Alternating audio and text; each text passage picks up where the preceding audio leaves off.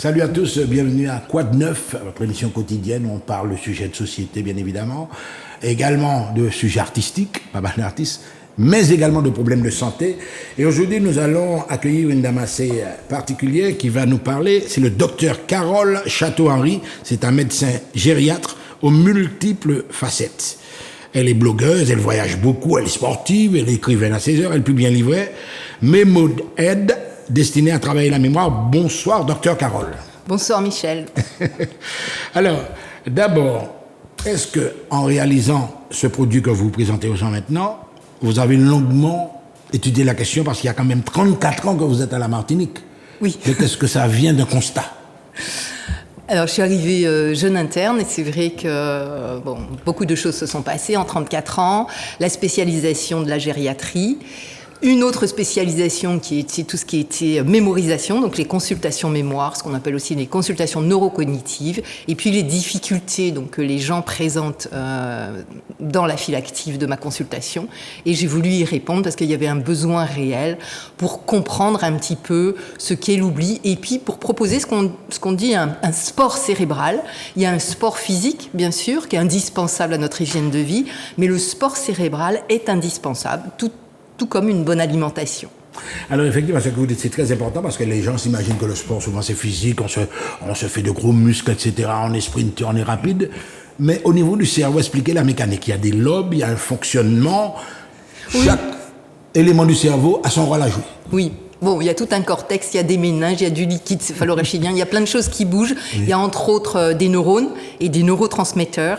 Et en fait, il faut favoriser les articulations.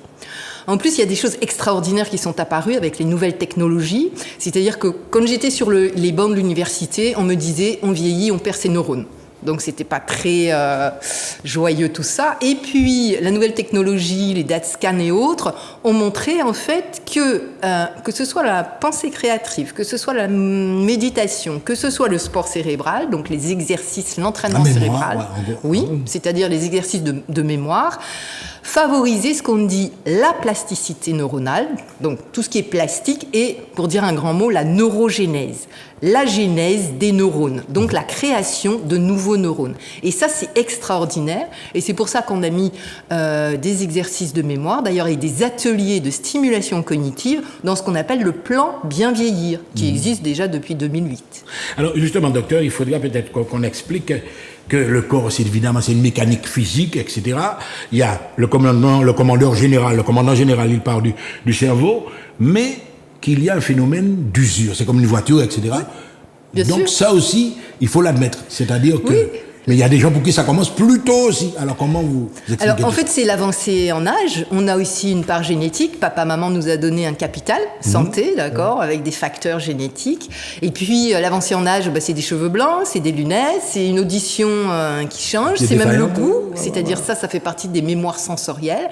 Tout change. Et même le volume du cerveau diminue un petit peu avec l'âge. Donc tous les 10 ans, même bien avant, tous les 10 ans, il y a des changements qui fait que les oublis peuvent être récurrents sans être pathologiques. Ce n'est pas obligatoirement une maladie. Nous pouvons oublier au quotidien sans être atteints d'un processus neurodégénératif, comme on dit. Alors parce que justement dans nos sociétés antillaises, etc., le plus souvent tout est basé sur la mémoire. On parle de mémoire vivante, on parle de mémoire de transmission.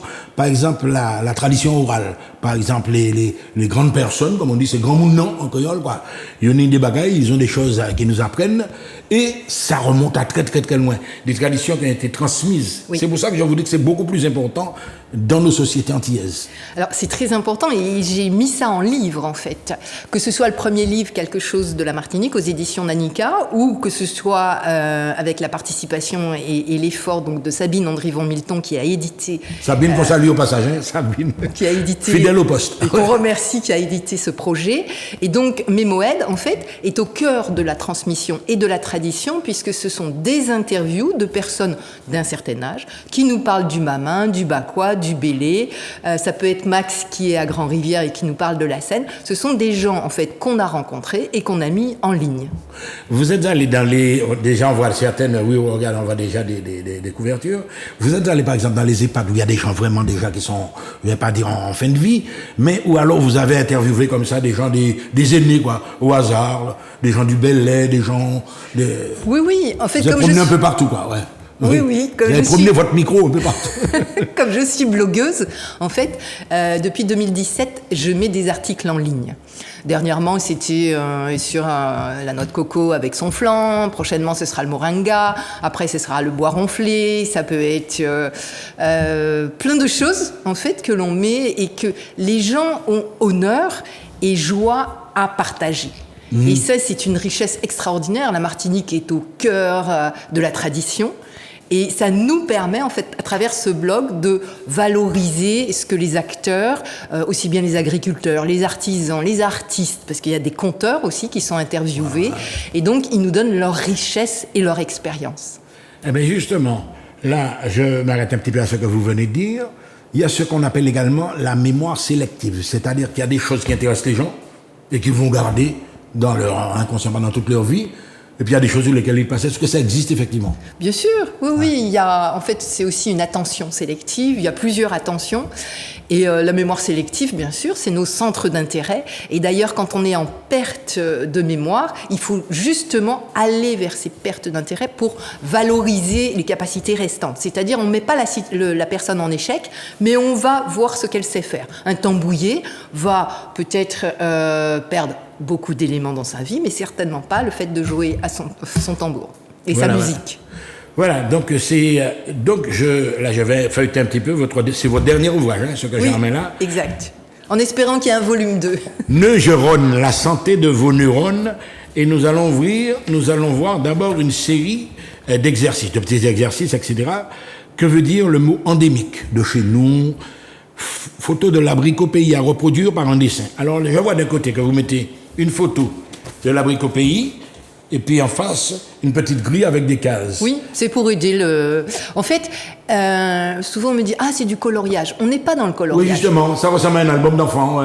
D'accord. Alors, c'est utilisé maintenant, c'était pas son premier objectif, mais c'est utilisé de grands-parents avec leurs petits-enfants, dans l'idée de transmettre et dans l'idée aussi de travailler ensemble pour apprendre. Et même en psychomotricité aussi, on peut utiliser ça. Exactement, vous tombez dans le métier. J'ai une chef de oui. Alors, vous nous expliquez exactement. Et en fait, même ce qu'on pourrait appeler le coloriage, c'est vraiment la planification, la stratégie de couleur, la mémorisation visuelle. Et donc, il y a beaucoup de fonctions exécutives qui appartiennent aux fonctions cognitives qui sont stimulées. Oui. Donc, un simple exercice comme ça est important pour notre sport cérébral, justement. Alors, un autre type d'exercice, trouver des verbes commençant par les lettres du mot amande. A-M-A-N-D-E. Mais des fois, on va dire que c'est une situation d'illettrisme. Vous pouvez aussi vous adresser à des gens qui n'ont pas fait une grande scolarité. Est-ce que ça peut s'adresser à tout le monde, ça? Oui, d'ailleurs, dernièrement, une personne l'a pris pour des gens qui étaient en difficulté de lecture et d'écriture. Parce qu'en fait, ça peut, comme vous avez parlé d'oralité, ça peut être ça aussi, les textes qui sont illustrés, et il y a des photos aussi. Donc ça peut faire un photolangage, et de là, on va sur une mémoire autobiographique, c'est-à-dire la calebasse, je l'ai rencontrée quand, j'en fais quoi, le couille, est-ce que je l'utilise encore aujourd'hui, est-ce que ma grand-mère... J'ai même des familles qui me disent, mais on a été chercher le couille derrière la maison, chez mes grands-parents. En fait, c'est presque un jeu de pistes pour aller chercher certains éléments du terroir. Alors, c'est très, très, très important. Donc, c'est des petits exercices comme ça. Mélange tout. Alors, des petits jeux, etc. Donc, un agriculteur, Charles qui est agriculteur à la ferme Les Lilas, vous êtes basé sur l'expérience des gens du pays. Ah oui, totalement. Charles existe bien, d'ailleurs que je salue, et c'est lui qui m'a transmis et montré. C'est une de ses photos dans son jardin créole. Et oui, bien sûr, ce sont des gens locaux et typiques du territoire. Et à travers justement ces exercices de mémoire, je vois que vous êtes vous êtes écolo, ça c'est sûr. Il explique son choix pour l'agriculture biologique. Donc vous êtes une grande amoureuse de la nature. Ah oui. Oui, oui. Et ici, la nature... Elle est extraordinaire. Vous êtes bien servi, là. Oui, elle est extraordinaire, devant, derrière et sur les côtés. Alors, justement, je vois un élément sur lequel nous allons nous arrêter. Vous proposez des recettes, des exercices. Grain en bas feuille. Est-ce que vous pensez qu'il y a dans la médecine locale, il y a également des plantes qui favorisent oui, le retour à la mémoire? Bien sûr. Alors, franchement, c'est pas mon rayon.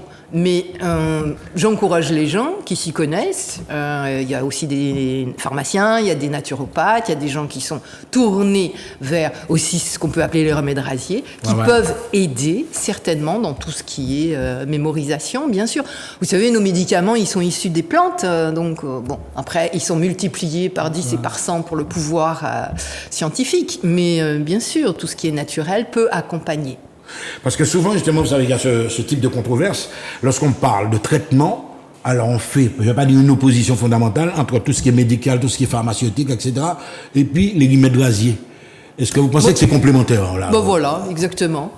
Ouais. Je pense à la complémentarité. Vous savez, il y a beaucoup de personnes qui ont raison, je dirais. Et la complémentarité de ces remèdes-là... Surtout qu'actuellement, je dis bien, si on parle de la maladie d'Alzheimer, il n'y a aucun traitement. Alors, il va apparaître, et aux États-Unis, on en parle, ça va venir sur le territoire européen dans 2-3 mois, beaucoup d'effets secondaires. Donc, bon, pour l'instant, il n'y a pas la guérison de cette maladie-là. Donc, bien sûr, aller chercher ailleurs et le complément, c'est évident.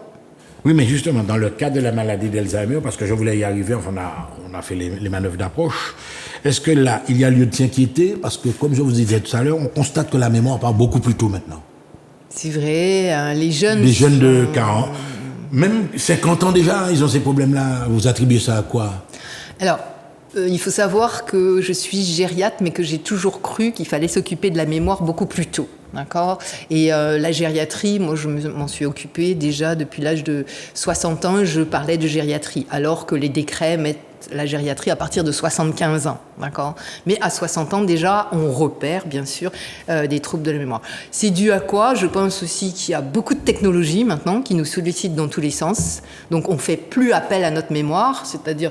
Un exemple, le numéro de téléphone de mes enfants, je ne peux pas vous le dire. Numéro de voiture, même des fois. Parce que j'appuie sur leur prénom et je fais plus les numéros. Donc plein de choses comme ça dans la vie qui fait que notre mémoire, en fait, est en retrait, est en recul au quotidien. Et puis, il y a des situations de vie, il y a certainement l'alimentation qui n'est peut-être pas saine, point d'interrogation. Souvent, je me pose cette question-là, justement, s'il n'y a pas un rôle fondamental de ce qu'on ingurgite maintenant. Exactement. Sur ce qu'on appelle les aliments hyper transformés. Donc, en fait, il faut cuisiner local et cuisiner naturel. Cuisiner local, cuisiner naturel. Alors, effectivement, là c'est l'enseignant qui parle. Par exemple, les récitations, les poésies qu'on faisait apprendre aux enfants avant. Oui. À un certain moment, on a trouvé ça stupide. Mais est-ce que ça avait bien sûr, une raison d'être Exactement. C'était des exercices. Ouais. Exactement. Ça a son utilité.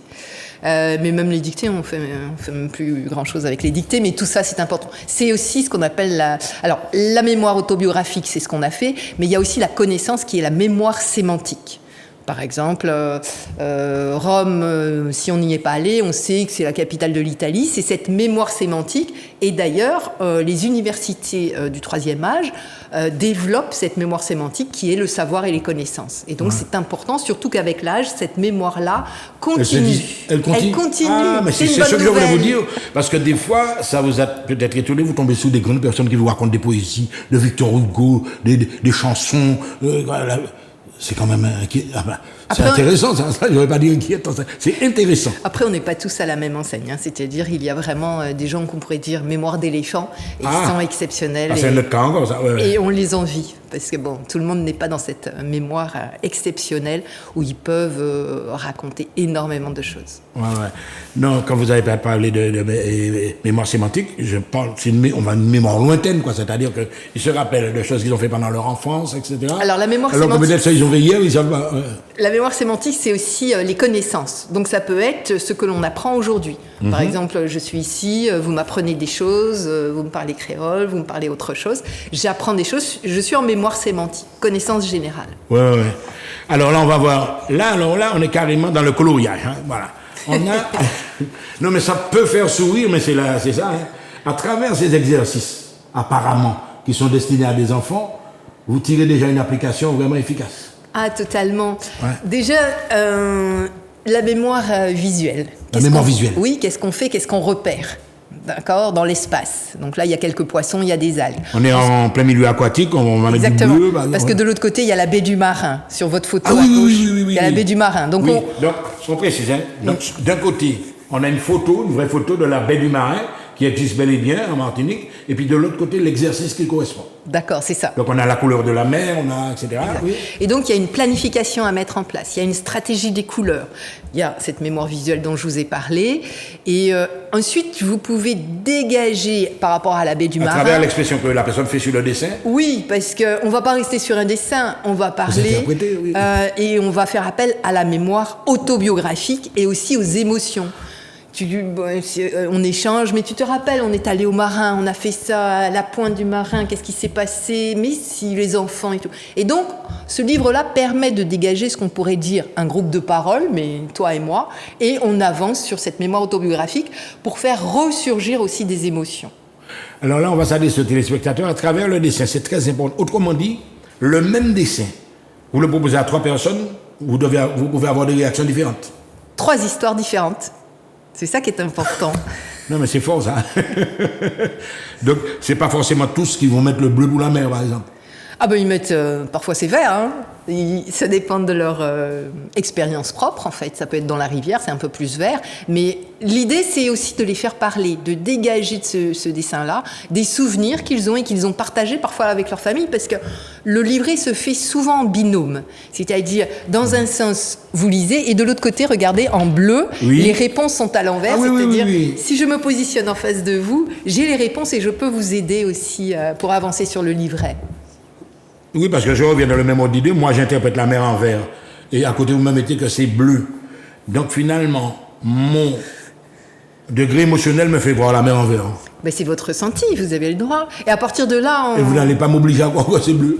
Du tout. Et à ce moment-là, je vais vous demander, mais pourquoi c'est vert? Qu'est-ce qui se passe? Pourquoi elle est verte, la mer? On peut discuter là-dessus et s'éloigner du livret, bien sûr.